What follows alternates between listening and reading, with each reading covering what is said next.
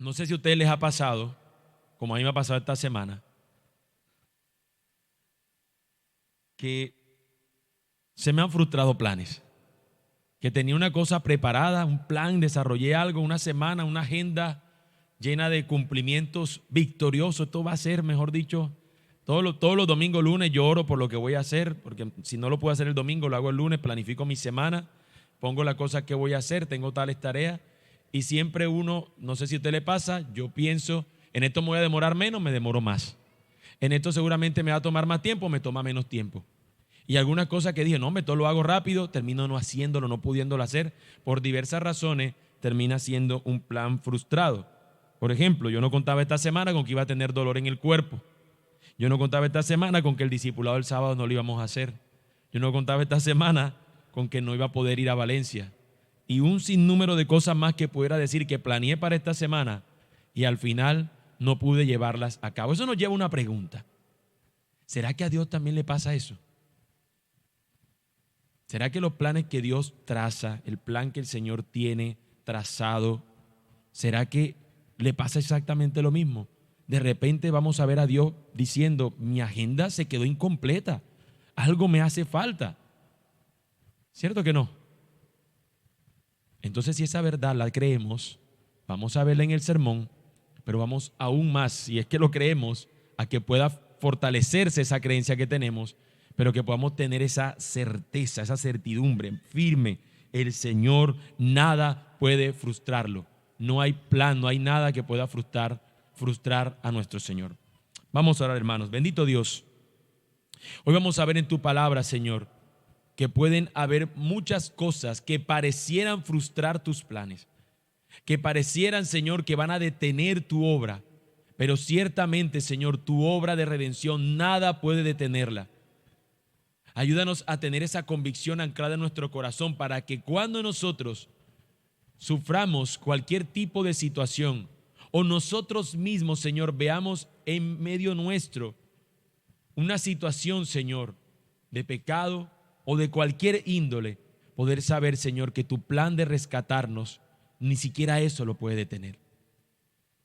Así que, Señor, te rogamos, afírmanos en tu verdad. Tu palabra es verdad, Señor. Afírmanos en ella en esta mañana, te lo imploramos, Señor. Amén. Amén. Amén. Debe ser frustrante para cualquier padre que hace bien su labor que el hijo al que ama termine tomando decisiones que lo deshonran. Debe ser doloroso también para un papá que ha hecho todo el esfuerzo por educar bien a su hijo, de repente un hijo termine desviándose, termine convirtiéndose en ladrón, termine prostituyéndose o termine haciendo cualquier otra cosa que pudiera traer para nosotros una deshonra. Eso debe ser doloroso. Y estoy hablando de un padre, de unos padres, ¿no?, presentes haciendo su labor, de cómo eso debe terminar siendo algo supremamente doloroso para un hogar.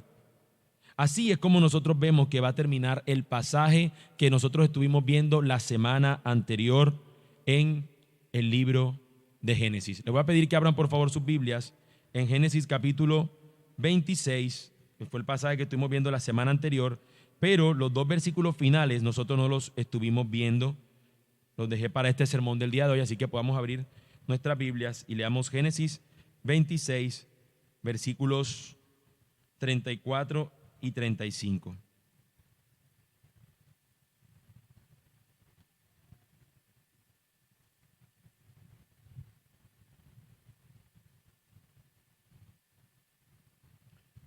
Dice la palabra del Señor. Cuando Esaú tenía 40 años, se casó con Judit, hija de Beeri, elitita, y con Basemat, hija de Elón, elitita, y ellas hicieron la vida insoportable para Isaac y Rebeca. Esta es otra decisión que nos muestran que tomó Esaú, que lo llevó a precisamente alejarse de lo que él tenía que realmente continuar. Al igual que su padre Isaac tuvo que esperar que le trajeran una mujer de la otra región donde lo trajeron, recordarán ustedes esa historia, cuando trajeron a Rebeca, era para que él no se mezclara con las mujeres que estaban a su alrededor, porque precisamente iban a traer esto a la familia, y precisamente este hombre lo que hace es todo lo contrario. Aquí Esaú, el hijo mayor, decide mezclarse con las mujeres paganas, y estas mujeres es algo, terminan produciéndole a estos padres profundo dolor. Este mismo dolor se va a ver notorio en el capítulo que vamos a ver el día de hoy, también en el versículo final. Así que acompáñenme ahora al capítulo 27, el último versículo del capítulo 27. Dice la palabra del Señor en el versículo 46. Entonces Rebeca dijo a Isaac: estoy cansada de vivir a causa de las hijas de Het. Si Jacob toma mujer de las hijas de Het como estas, de las hijas de esta tierra, ¿para qué me servirá la vida? ¿Para qué yo sigo viviendo? ¿De qué me sirve a mí vivir si estas mujeres me van a hacer la vida imposible? Me tienen hasta el cansancio, hasta la coronilla, decían antes del dicho, ¿no? La tenían aburrida. Así que démonos cuenta, hermanos, que lo que vamos a encontrar en la historia del día de hoy está en medio de esta situación de un hijo mayor que termina tomando una decisión que es en contra de lo que ya había visto en sus padres y que también iba en contra de lo que el Señor luego le iba a decir a su pueblo, que no se juntara con ninguna de estas naciones. Esto Rebeca termina llevándola a decir lo que termina aquí diciéndonos el pasaje. Nos dice el texto, lo que vamos a ver el día de hoy, que el patriarca Isaac se encontraba ciego. Así que vamos a los versículos 1 y 4 y observemos qué nos dice acerca de la condición que tenía el patriarca Isaac.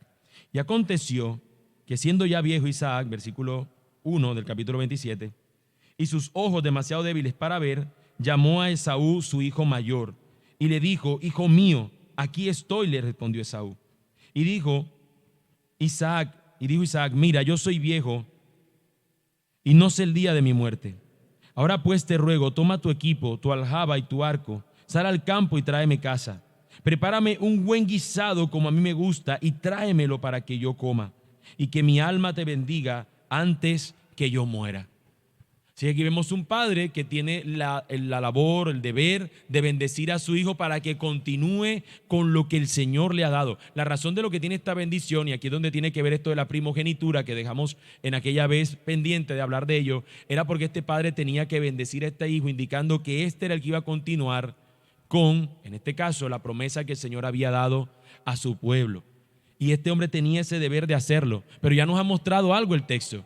Y es que este hombre en sus decisiones lo que estaba haciendo era totalmente lo contrario a alguien que está buscando vivir conforme al pacto, conforme a lo que el Señor ha estipulado.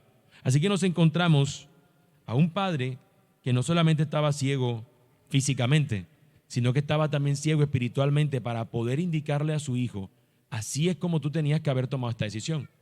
De manera que lo que vamos a encontrar nosotros es, sí, una historia de traición, que lo vamos a ver más adelante, una historia de engaño, una historia de dolor, una historia de aflicción, una historia de miedo, de temblor.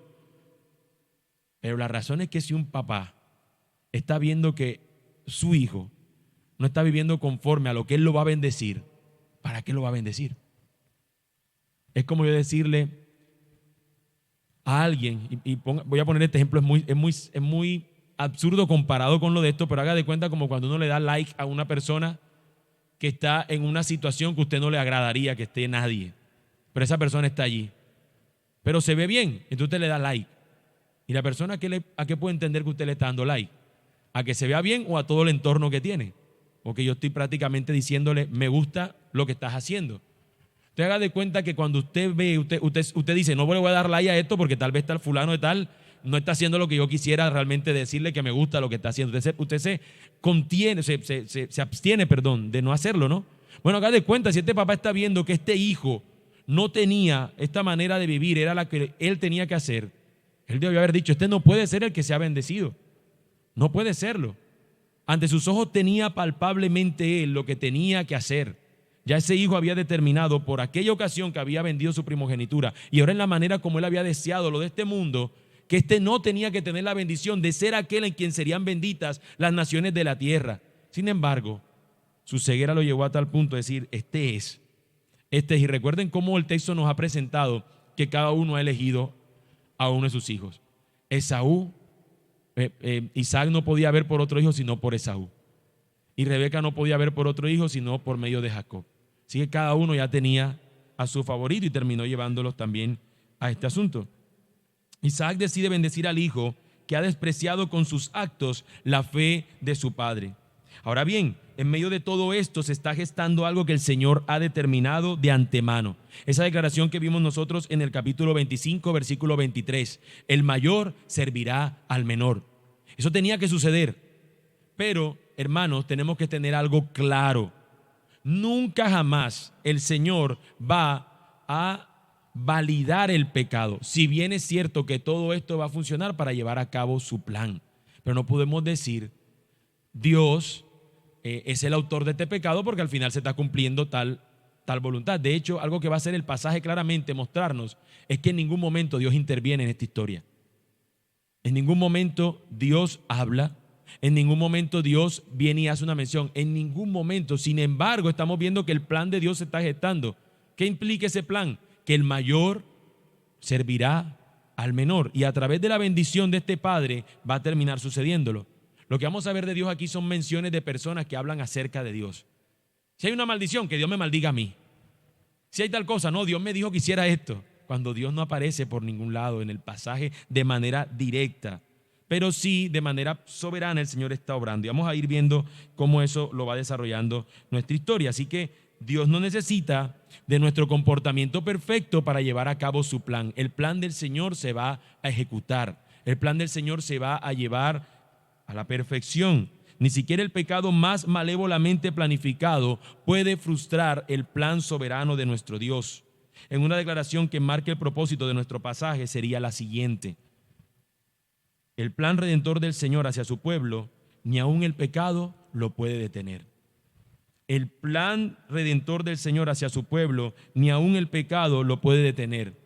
Vemos nosotros en Isaac que termina decidiendo bendecir a su hijo que ha despreciado la fe.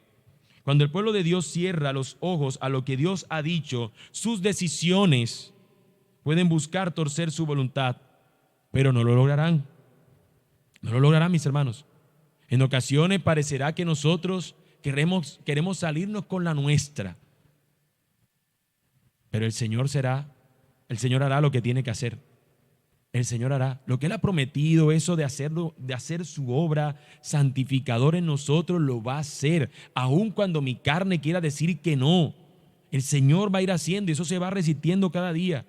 El Señor lo va golpeando y se encarga el Señor de humillarnos con el fin de lograr ese objetivo del Señor, de rescatarnos hasta el final. ¿Cómo se solucionará, mis hermanos, este aspecto? Estas personas, ¿cómo solucionarán el hecho de la bendición que tiene que recibir el mayor sobre el menor? Bueno, lastimosamente será a través del engaño. Lastimosamente será a través de una artimaña humana. El desarrollo de esta historia nos va a mostrar momentos claves del pasaje. Lo que yo he querido hacer, que usted no va a encontrar allí algunos puntos que voy a señalar, es porque me voy a seguir simplemente el desarrollo natural de la historia. Vamos a ver a los personajes actuar. Y conforme a lo que los personajes estén diciendo, vamos a ir viendo nuestro pasaje. Lo primero que vamos a encontrar en el Día de la Madre es la madre que trama. La madre aquí trama. La madre aquí es manipuladora. Estoy diciendo la madre aquí en el pasaje. Eso no quiere decir que ustedes lo sean. Tampoco quiere decir que no lo sean. Pero puede ser que a veces sean tentadas a eso. Así que aquí ya vimos que hay uno que se hace del ciego, ¿no? Que se hace el no pasa nada y adorna las cosas, ¿no? Y a veces los hombres actuamos así, ¿o no? Así que a veces nos parecemos más a los personajes bíblicos de lo que nos parecen, de lo que no quisiéramos. Aquí vamos a encontrar a una mujer que trama, versículos 5 al 17. Rebeca, dicen algunos, que probablemente recordando lo que Dios le había dicho en aquel oráculo cuando Dios le dijo el mayor servirá al menor, ella termina actuando aquí. Mira, es que el otro no puede ser bendecido, vas a ser bendecido tú. Algunos dicen eso, pero yo descarto esa posibilidad. Y la razón por la que lo hago es porque definitivamente yo no veo a esa mujer mencionando eso. Ella no menciona nada de eso. Y si va a tener en cuenta lo que Dios dice, entonces tendría que confiar que Dios ya lo había determinado y dejar eso en manos del Señor, sabiendo que nunca el pecado va a ser una opción que el Señor nos valide para que nosotros hagamos algo. Nunca el pecado va a ser algo que Dios nos dijo, Dios me llevó a esto, por eso, porque no. Dios no nos tienta ni tampoco comete pecado. De manera que no creo que sea así la opción. Lo cierto es que lo que ella sí busca es que su hijo predilecto sea bendecido. Eso sí lo vemos en el pasaje. Mira, van a bendecir a tu hermano, Eso lo tienes que recibirlo eres tú. Así que vamos a hacer todo lo posible porque eso se lleve a cabo. La manera como Rebeca termina buscando esta bendición para su hijo predilecto es por medio de medios engañosos y artimañas pecaminosas, artimañas humanas. Leamos lo que nos dice Génesis 25 del versículo 5 al 17. Nos dice la palabra del Señor. Rebeca estaba escuchando cuando Isaac hablaba a su hijo Esaú. Y cuando Esaú fue al campo a cazar una pieza para traer a casa, Rebeca dijo a su hijo Jacob: mira, oí a tu padre que hablaba con tu hermano Esaú diciéndole: tráeme caza y prepárame un buen guisado para que coma y te bendiga en presencia del Señor antes de mi muerte. Ahora pues, hijo mío, obedéceme en lo que te mando. Ve ahora al rebaño y tráeme de allí 2 de los mejores cabritos de las cabras, y yo prepararé con ellos un buen guisado para tu padre, como a él le gusta. Entonces se lo llevarás a tu padre, que comerá para que te bendiga antes de su muerte. Pero Jacob dijo a su madre Rebeca: Esaú mi hermano es hombre velludo y yo soy lampiño. Quizá mi padre me toque y entonces seré para él un engañador y traeré sobre mí una maldición y no una bendición. Pero su madre le respondió: caiga sobre mí tu maldición, hijo mío. Solamente obedéceme, ve y tráemelos. Jacob fue, tomó los cabritos y los trajo a su madre, y su madre hizo un buen guisado como a su padre le gustaba. Entonces Rebeca tomó las mejores vestiduras de Esaú, su hijo mayor, que ella tenía en la casa, y vistió a Jacob, su hijo menor. Le puso las pieles de los cabritos sobre las manos y sobre la parte lampiña del cuerpo, y puso el guisado que había hecho y el pan en manos de su hijo Jacob. Miren el tremendo plan, terrible plan. Ahora, hermanos, eso nos luce como tan terrible, y eso yo lo veo tan frecuentemente en los hogares. Dice uno de los papás una cosa y el otro dice la contraria. No le pares bola a tu papá. Está aburrido el trabajo, tal cosa. Y desenmarañan lo que está diciéndole una orden. Ahora, siendo que el punto central de la historia, sin embargo, es bueno decirlo también. Recordar que en un hogar se tienen que poner los dos de acuerdo para poder criar a los hijos. Sin embargo, eso no es lo que está en mente aquí esta persona. Uno quiere a un hijo por encima del otro y quiere que ese sea bendecido por encima del otro. ¿Por qué? Las razones no las tenemos tan precisas, pero es lo que nos muestra el texto. Uno decidió a uno por encima del otro. Y esta mamá quiere que ese hijo menor, su favorito, sea bendecido. Como vemos, Rebeca buscó cumplir su plan. Aun cuando esto era lo que Dios había dicho que iba a suceder, el medio que Dios había determinado para que pudiera esto llevarse a cabo, ¿saben cuál era el medio por el cual Dios iba a desarrollar que el mayor sirviera al menor?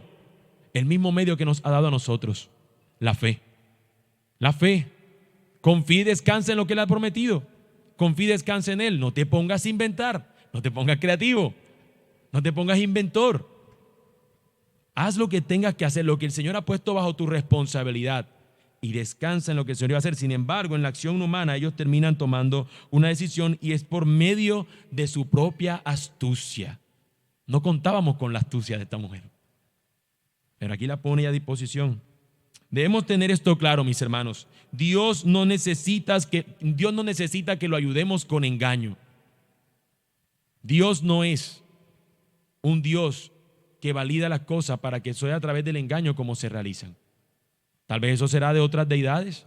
Si nos ponemos a mencionar la mitología nórdica, sería más bien de un dios llamado Loki, que era engañador. Si hablamos de nuestra creencia en la fe, ¿de quién nos dice que es el padre del engaño y la mentira? Satanás.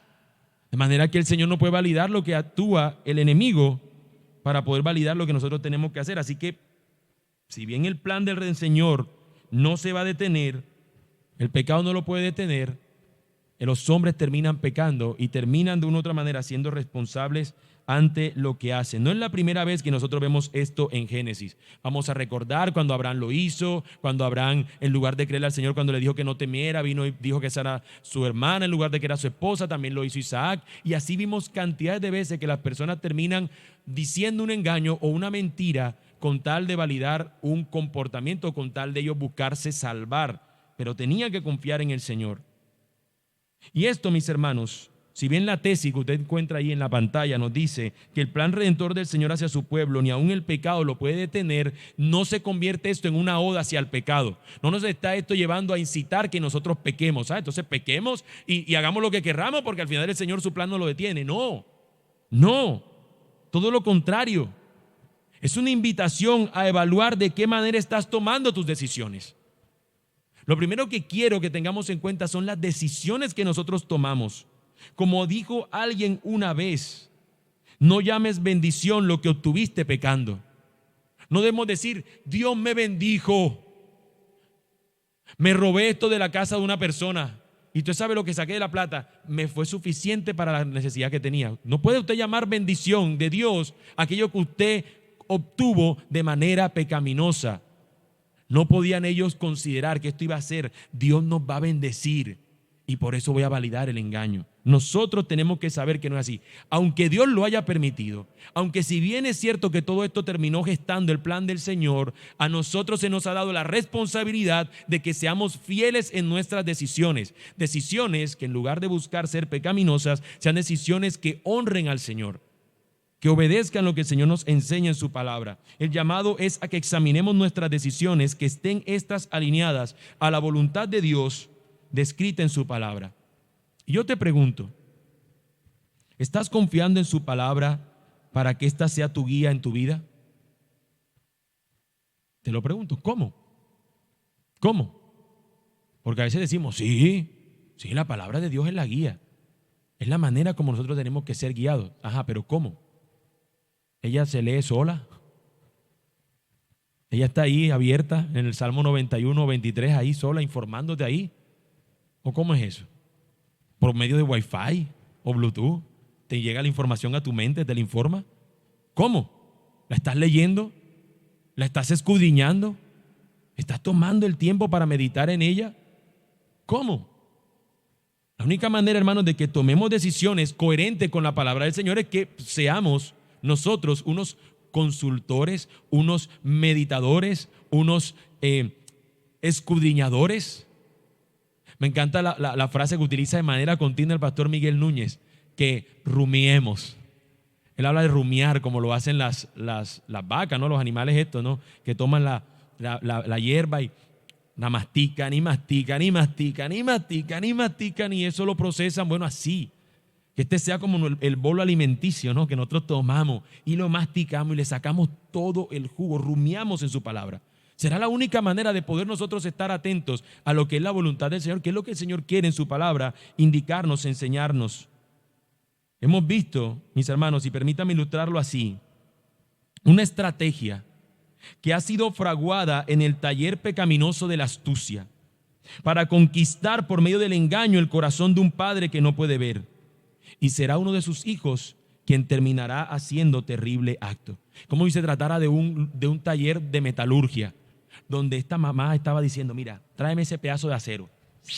Y empieza y lo funde, y empieza a preparar un arma, para luego con esa arma ir a su papá y ¡tac!, darle una estocada al corazón. Van a hacerle un engaño. Lo que va a sentir ese papá cuando se ve engañado es un temblor que no solamente es ¿qué he hecho? ¿Qué me hicieron hacer? Vemos a la madre astuta que termina tramando, pero vamos a ver también al hijo que engaña en los versículos 18 al 29. Jacob va a obedecer a su madre y va a fingir ser Esaú. Claramente, como lo indica su nombre, recordemos qué significa Jacob. El agarratalones, que lo que está significando es este engañador, este usurpador, y eso es lo que él va a hacer ahora. Va a ser el usurpador, va a querer tomar el lugar de su hermano, va a cumplir lo que su nombre finalmente lo indica, ¿no? En estas semanas me compartí el pastor Jacob, hizo un escrito del célebre Nobel de nuestro país, Gabriel García Márquez, que más o menos lo que trataba este escrito es que fulano, que tiene que ver con el nombre, con que una persona tiene cara de llamarse fulano, ¿sí? Fulano tiene cara de tal. O sea, este tiene cara de que se llama Ernesto, el nombre le queda bien. Pero a veces hay un Carlos que no parece Carlos, sino que parece Francisco. Y esa es la idea que tenía este escrito. Bueno, Jacob le hacía honra a su nombre. Jacob era un Jacob. Jacob era un usurpador. Y aquí va a llevar a cabo este asunto. Versículos 18 al 29 nos dice: entonces Jacob fue a su padre y le dijo: Padre mío, aquí estoy. ¿Quién eres, hijo mío?, preguntó Isaac. Jacob contestó a su padre: soy Esaú, tu primogénito. He hecho lo que me dijiste. Levántate, te ruego, siéntate y come de mi casa para que me bendigas. Pero Isaac dijo a su hijo: ¿cómo es que la has encontrado tan pronto, hijo mío? Y la respuesta es, hay una cosa que te desgarra así por dentro, porque ¿cómo puedes usar el nombre de Dios de manera vana y profana? Y yo me veo en Esaú también, en Jacob también a veces, porque a veces nos vemos, yo jamás diría algo así. Pero podríamos terminar pecando usando el nombre de nuestro Dios en algo que nosotros no teníamos que usarlo. Y no me voy a detener mucho allí, pero por lo menos sí en Esaú, en Jacob lo que hace. Jacob contestó a su padre, le dice: porque el Señor tu Dios hizo que así me sucediera. No le importaba mucho el Dios, ¿no? Porque no era su Dios todavía, era el Dios de su padre. El Señor tu Dios me bendijo, me hizo que lo encontrara. Y así parece que las personas validan a veces su comportamiento, diciendo que Dios les enseñó algo cuando realmente Dios no lo indicó a esto. Pero yéndonos a lo que dice Jacob, termina mintiendo a su padre diciendo que el Señor es quien lo ha guiado en esto. Versículo 21, Isaac entonces dijo a Jacob: te ruego que te acerques para tocarte, hijo mío, a ver si en verdad eres o no mi hijo Esaú. Jacob se acercó a Isaac su padre y él lo tocó y dijo: la voz es la voz de Jacob. Yo me imagino, porque yo me lo imagino así, que Esaú tenía la voz más gruesa, ¿no? Tipo velludo, no va a salir, hola. Tenía que tener una voz gruesa, tipazo así: papá, soy yo, Esaú. Esta voz más impostada no puede ser la de Esaú. Esaú tiene una voz que le entiendo que es él. Eso es como usted quiere hacer la voz de otro que no le sale. Bueno, así que está como viniendo y te dice: no, esta no es la voz de Jacob. Pero huele. Sus manos son las manos de Esaú. Luego lo va a oler, ¿no? No lo reconoció porque sus manos eran velludas como las de su hermano Esaú, y lo bendijo. Y le preguntó: ¿eres en verdad mi hijo Esaú? Yo soy, respondió Jacob. Entonces dijo: sírveme y comeré de la casa de mi hijo para que yo te bendiga. Y le sirvió y comió. Le trajo también vino y bebió. Y su padre le dijo: te ruego que te acerques y me beses, hijo mío. Jacob se acercó y lo besó, y al notar el olor de sus vestidos, Isaac lo bendijo diciendo: fíjense el examen que hizo. Estaba ciego, pero no era tonto, no era. Y lo que hace es un examen. Primero, la voz no es: te ruego que me dejes tocarte, lo palpa, ¿no? Parece que el sentido del gusto como que no estaba tan bueno, porque lo engañaron con un plato de guisado que le hicieron, pero yo no sé si una cabrita de acá se parecía al otro que iban a cazar. A lo mejor sí. La cuestión es que lo engañaron también por esa probada, y probó por el gusto y dijo: sí, es mi hijo. Y luego le faltaba la parte final, y era a través del olfato.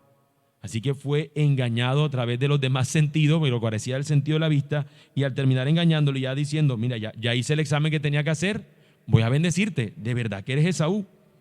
Ciertamente el olor de mi hijo es como el aroma de un campo que el Señor ha bendecido.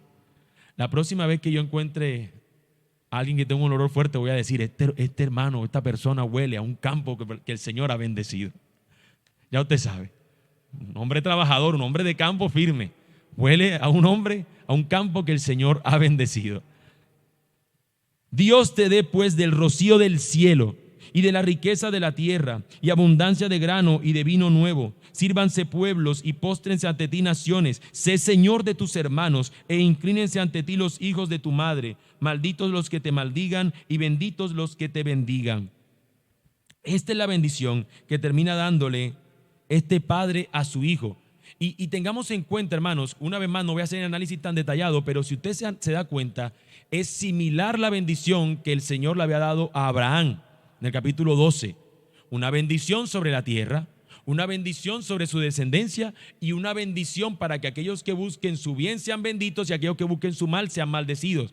La misma idea de lo que el Señor ha prometido en el pacto, de manera que lo que iba a bendecir y lo que significaba en este caso esta primogenitura es: tú vas a continuar la promesa, a través de ti va a continuar la promesa que el Señor nos ha hecho. Pero ¿qué hemos visto en el pasaje? Que este Esaú había realmente despreciado lo que el Señor le había dado por orden de nacimiento a él, y terminaría bajo este engaño viviendo esta situación.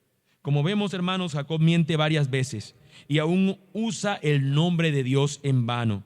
Sin embargo, Dios permite esto para que él reciba la bendición del pacto. Como me he dicho, por más que esto suceda, no valida ni a él, ni a usted, ni a nadie que pequemos para poder validar una bendición. No, nuestro llamado es a ser fieles y obedientes, pero debemos tener algo claro. Una vez más, el pecado no es algo aprobado por Dios, pues es un pecado y Dios no puede pecar, pero sí puede usar el pecado para llevar a cabo su plan, para que su plan siga avanzando. Y es algo que vamos a ver sobre el final, a dónde nos implica esta realidad. Nosotros tenemos que saber que este desarrollo del plan del Señor tiene en cuenta dos cosas que están sucediendo al mismo tiempo, y es la soberanía de Dios en los acontecimientos de todas las cosas y la responsabilidad nuestra en las cosas que nosotros realizamos. Somos responsables de nuestros actos ante el Señor. Jacob había sido elegido por Dios para recibir la bendición, pero no era por sus méritos, sino porque Dios lo había elegido de antemano. Pero él no debía usurpar, él debía esperar en el Señor. Él debía esperar. Mire, hermano, esto se ve también familiarizado o se ve de manera frecuente en personas que en ocasiones se quieren adelantar.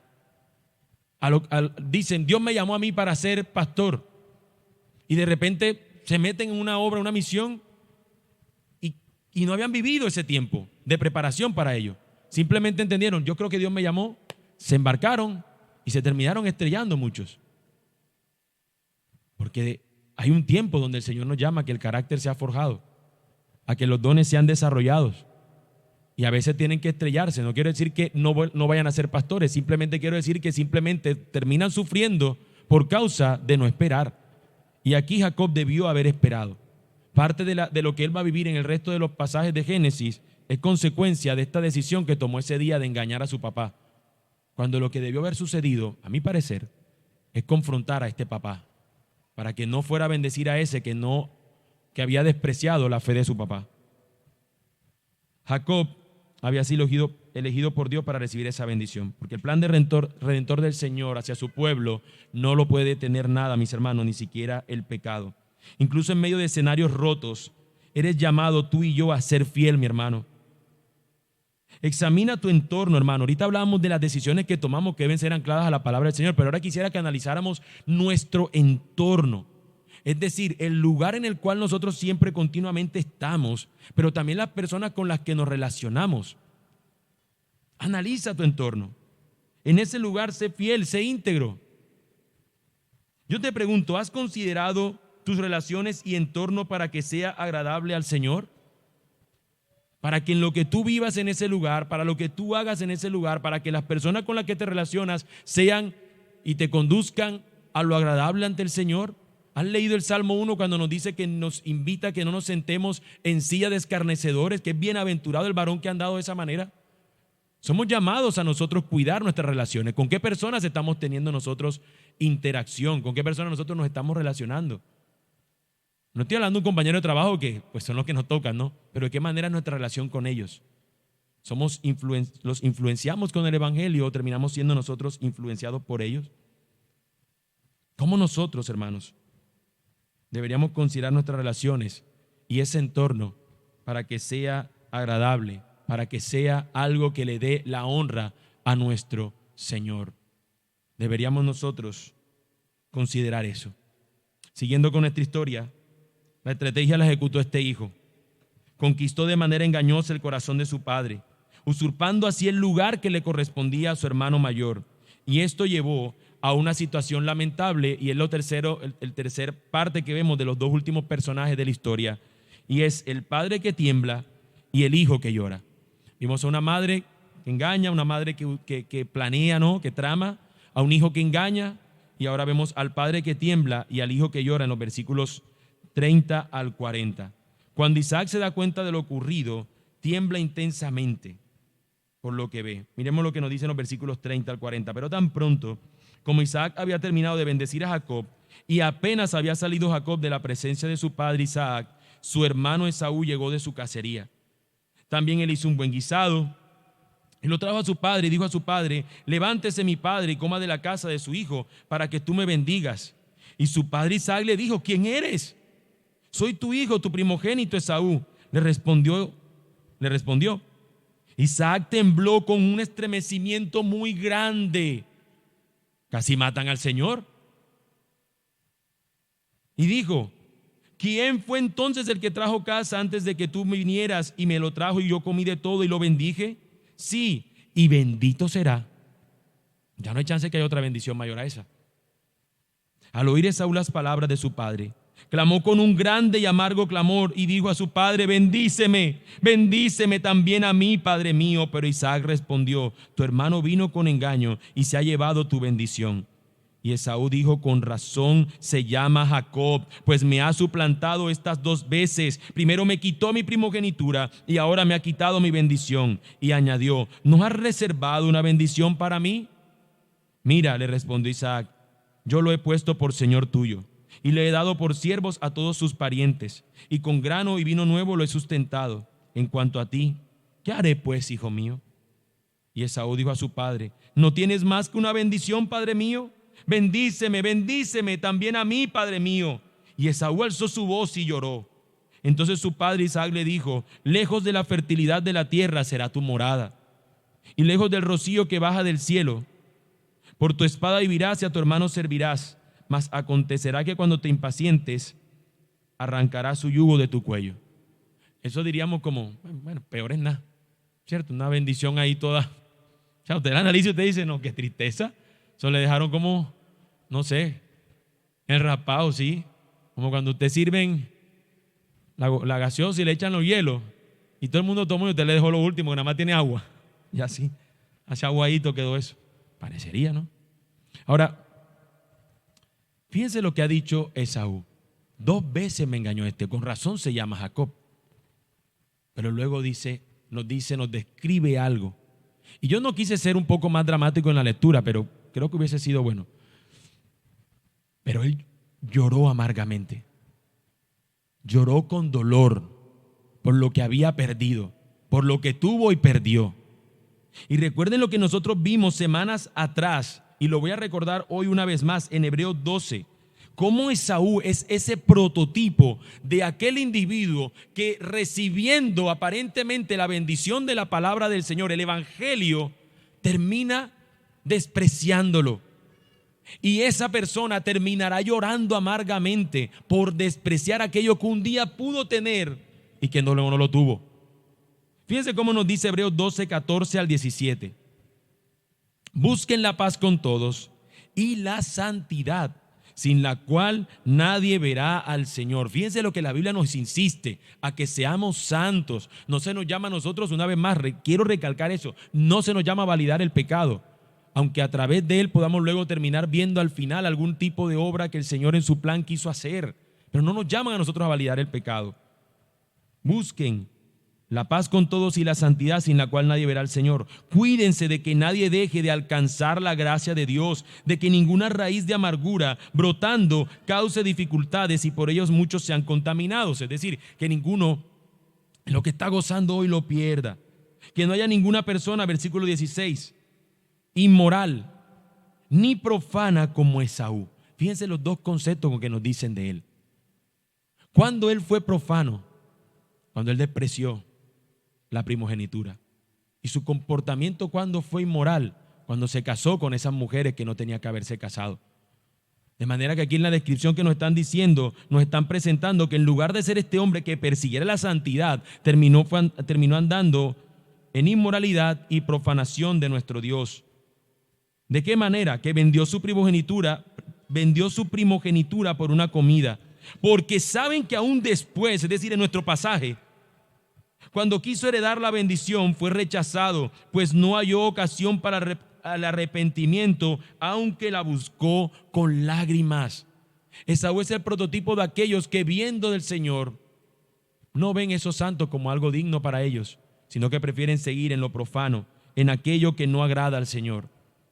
En esta carta se nos pone Esaú como ejemplo, prototipo de aquellos que se apartan de la gracia del Señor al despreciar lo santo y entregarse a lo profano. Por ello, el capítulo 12 de Hebreos termina de la siguiente manera: por lo cual, Puesto que recibimos un reino que es inconmovible, demostremos gratitud mediante la cual ofrezcamos a Dios un servicio aceptable con temor y reverencia, porque nuestro Dios es fuego consumidor. La manera como podemos andar en santidad es temiendo al Señor.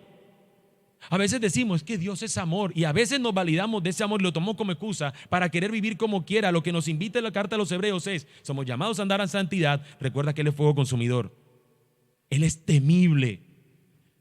El temor del Señor es el principio de la sabiduría. Tenemos nosotros que temerle, sí, en ese temor reverente, pero saber: el Dios eterno, todopoderoso, soberano, que aquellos que han venido en contra de Él, el Señor los ha, como un fuego los ha consumido. Podría hacerlo conmigo, pero no lo ha hecho por su gracia. Ahora, ¿yo qué debería actuar? En santidad para este Dios que es fuego consumidor. Por tanto, hermanos, considerando esto, ahora deberíamos considerar una última cosa. Lo primero que les mencioné es que nuestras decisiones deberían ser decisiones que sean agradables al Señor conforme a su voluntad, la cual encontramos en su palabra. Lo siguiente es que analicemos nuestro entorno. Es decir, ¿dónde estamos? ¿Dónde nos relacionamos? ¿Con quiénes nos relacionamos? Pero en tercer lugar, quisiera que viéramos una tercera cosa, y son aquellas que satisfacen nuestros sentidos.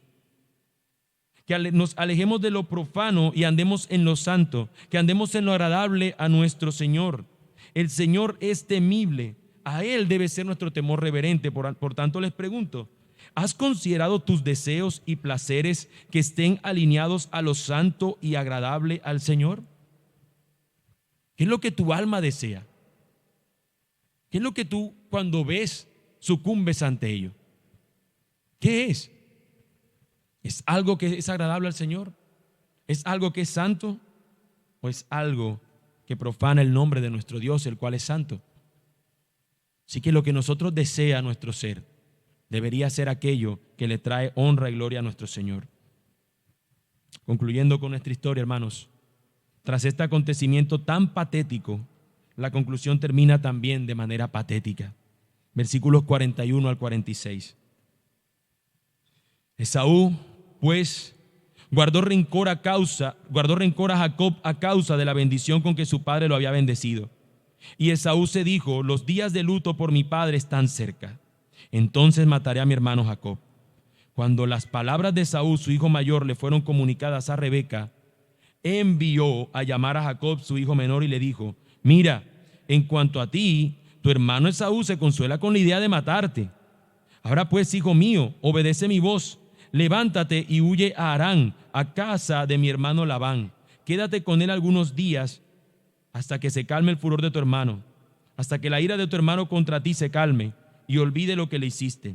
Entonces enviaré y te traeré de allá. ¿Por qué he de sufrir la pérdida de ustedes dos en un mismo día? Hago una pausa. Lo único que sacia la ardidez que tiene Esaú es la idea de matar a su hermano cuando su papá se muera. No le voy a traer este dolor a mi padre, pero tan pronto se muera, lo mato. Y yo creo, hermano, que con la descripción que nos ha dado Esaú a nosotros, uno dice: mira, tiene la capacidad este ágil cazador para hacer esto. Ahora, su arco va a ser tensado, no para hacer el arco que cace a un animal, sino para cazar a su propio hermano. Y esto una vez más nos recuerda lo que nosotros vimos en Génesis capítulo 4, cuando veíamos que tenía que venir una simiente del hombre y una simiente de Dios, una simiente de la mujer y una simiente del enemigo. Y que acto seguido lo que vimos fue a uno que termina siendo por medio de quien va a seguir la simiente, y a otro que terminó matando a su hermano. Y de la misma manera aquí nos están mostrando que aunque eran dos hermanos, hijos de una misma familia, un mismo padre, una misma madre, están viéndose dos totalmente deseos contrarios, dos simientes totalmente distintas. Uno va a seguir siendo el pueblo del Señor y el otro va a hacer todo lo contrario. Estos versículos finales se encargan de presentarnos hacia dónde se desarrollarán las siguientes historias. Una historia de donde uno va a huir y el otro va a permanecer en este otro lugar, y van a estarse casi que uno huyendo y permaneciendo donde su tío Labán, y el otro va a quedar acá en este otro lugar. De hecho, termina diciéndonos el versículo 46. Entonces Rebeca dijo a Isaac: Estoy cansada de vivir a causa de las hijas de Ed. Si Jacob toma mujer de las hijas de Ed, como estas, de las hijas de esta tierra, ¿para qué me servirá la vida? De hecho, Jacob va a encontrar mujer del otro lado donde se fue. Y ahí es donde se va a desarrollar el resto o parte del resto de Génesis que vamos a ver en adelante. Pero esta mujer tiene la convicción: hijo, yo te llamaré, tú vendrás, volverás. Y más nunca se hace mención de Rebeca. Y más nunca se nos hace mención de que ella pueda encontrarse con él. De manera que ahí quedó la historia de ella, por más que lo quería. Y bueno, es algo un poco triste, ¿no? Un día las madres que esta mamá no se encontró más con su hijo que quería, ¿no? Pero bueno, es lo que el Señor nos trajo hoy en este texto para recordarlo. Ahora, hermanos, esta situación, en todos estos actos pecaminosos realizados voluntariamente por esta familia, terminaron fragmentando a esa misma familia. Pero el plan de Dios sigue intacto. El plan de Dios no se ha detenido y lo vamos a seguir observando que va a continuar. Jacob terminó siendo bendecido, mostrando así a la audiencia la elección divina. La audiencia, lo primero que ven en este texto, se van a dar cuenta: Israel en medio del desierto, cuando esta historia les es recordada, ellos van a saber que están los descendientes de Esaú. Ellos están viendo qué fue lo que sucedió para que uno terminara recibiendo la bendición. Pero ellos también van a ver cómo va a terminar sufriendo por causa de desconocer a Dios. Jacob, cómo va a terminar sufriendo y cómo va a ser totalmente lo contrario cuando él finalmente se rinde ante el Señor. De manera que la historia no termina acá. Pero hasta aquí que hemos visto que aunque haya pecado en medio, el Señor ha cumplido su plan. Y en su plan él había determinado que el mayor sirviera al menor. Porque el plan de redentor del Señor hacia su pueblo, ni aun el pecado lo puede detener. Y así como lo pudo ver el pueblo de Israel, de la misma manera nosotros, su iglesia, su pueblo hoy, podemos saber que el Señor está llevando a cabo su plan de redención en nosotros. Se trata del plan que no puede ser frustrado, el plan de redención del Señor que nada lo puede detener. Cristo, hermanos, es en quien nosotros somos salvos, y fue de esa manera como el Señor lo estableció. Pero al igual que en el pasaje, encontramos nosotros que en medio del cumplimiento hubo acciones humanas pecaminosas. También lo mismo sucedió en el plan de redención del Señor, en el plan de rescate de nuestro Señor. Muchos individuos actuaron, intervinieron para que se llevara a cabo el plan de redención y actuaron de manera pecaminosa. Los actos humanos pecaminosos, miremos algunos de ellos. Judas traicionó a su Señor, pero era necesario que alguno lo entregara para que él fuera al Calvario. Pero él pecó y le costó la perdición. O bueno, ya era el hijo de perdición. El Sanedrín lo acusó falsamente. Le pagaron a otros individuos para que dieran testimonios falsos del Señor. Estos individuos dijeron: sí, él es esto, él es esto, él es esto. Confabularon contra el Señor, le hicieron un juicio injusto. Pero él tenía que ir al Calvario. Pero estos hombres pecaron y son responsables. Pilato se lava las manos, pero él observó, y si era un juez justo, si era un pretor o su cargo que tenía él, que era justo, este hombre tenía que haber dicho: yo no puedo condenarlo, aunque estas personas me digan lo contrario. Sin embargo, actúa de manera favorable para algunos, pecaminosa en este caso, con la responsabilidad que tenía delante de aquel que estaba siendo acusado, y en ese pecado terminó llevando a Cristo a la cruz. Pero era el plan del Señor ir a la cruz. Pero estos hombres son responsables. El pueblo pidió a gritos su muerte y libéranos a Barrabás. Y en medio de esa aclamación popular terminó cediendo Pilato para que terminaran llevando al Señor también a la cruz. Que él tenía que ir a la cruz. Una vez más, el plan redentor del Señor, el plan A, es la salvación por medio de la cruz. Pero se fueron utilizando todos estos medios humanos pecaminosos, actuaron para la obra, para lo que iba a suceder. Nada de eso, hermanos, fue un accidente. Nada de eso fue algo que salió del control del Señor. Todo operó para nuestro mayor bien. Miren cómo lo dice Pedro en el segundo capítulo de Hechos, versículo 23. Hechos 2:23 dice: a este, hablando de Cristo, entregado por el determinado consejo y anticipado conocimiento de Dios. Primero, ¿por medio de quién fue entregado Cristo? De antemano según lo previo conocimiento y determinación, según el plan redentor del Señor, Cristo tenía que ser entregado y muerto en una cruz. Pero luego Él viene y llama a la responsable y dice: prendisteis y matasteis por manos de inicuos. Las dos cosas. El plan redentor del Señor no se detiene. El Señor determinó que fuera a la muerte y fuera obediente hasta la muerte y muerte de cruz. Pero se fueron utilizando actos de hombres culpables por sus pecados, y a través de estos actos pecaminosos, a través del engaño, a través de la envidia, a través de la rabia que tenían hacia el Señor, terminaron actuando. Pero todo eso al final operó para nuestro mayor bien. Por tanto, hermanos, podemos ver que la cruz no fue el plan B de Dios, fue el centro de su plan redentor, es el centro de su plan redentor. Ni el pecado, ni la injusticia, ni la traición pudieron frustrar el plan redentor del Señor hacia su pueblo. El plan de redimir a su pueblo, nada lo puede detener, y eso debe llevarnos a nosotros a una respuesta en esta mañana. Yo te pregunto, amigo que estás aquí sin Cristo, ¿cuál es la bendición que tú persigues en la vida? ¿Es una bendición temporal o es una bendición efímera? ¿O es una bendición eterna y duradera? ¿Terrenal o celestial? Solo en Cristo se halla esa bendición eterna y celestial, de la cual dice el Señor: benditos son aquellos que han recibido esa bendición celestial, que están sentados en los lugares celestiales con el Señor.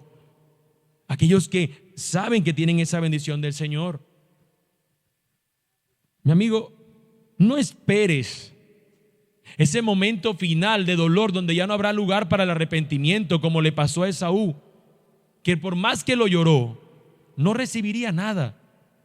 Por más que se quiso inclinar y que le pidió al papá, ¿te diste cuenta de la bendición que le dieron?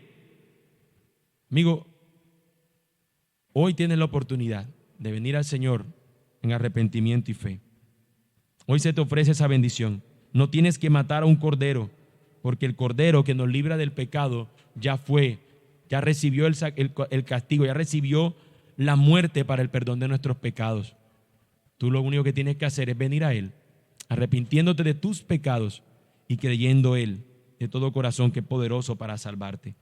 El Cordero de Dios ya fue sacrificado para el perdón de tus pecados. La pregunta es: ¿recibirás lo que Él te da hoy? ¿Recibirás eso hoy? Hoy nosotros como pueblo de Dios necesitamos recordar esto, mis hermanos. Dios no aprueba el pecado, pero no está limitado por el pecado. Dios no necesita perfección para cumplir su plan, pero tampoco lo detienen nuestras faltas. El plan redentor del Señor hacia su pueblo no puede ser frustrado. Y si tú estás en Cristo, eres parte de ese plan eterno que sigue avanzando a pesar de ti, pero por gracia hacia ti. A pesar de nosotros, pero por gracia a favor de nosotros. Oremos, hermanos. Amado Dios, esta es tu palabra, Señor. Y rogamos, Dios, que por medio de ella nosotros podamos ver que aun cuando hombres actuaron, Señor, se confabularon para llevar a cabo el plan a su manera, nada detuvo, nada detiene, Señor, tu plan. Vimos en Jacob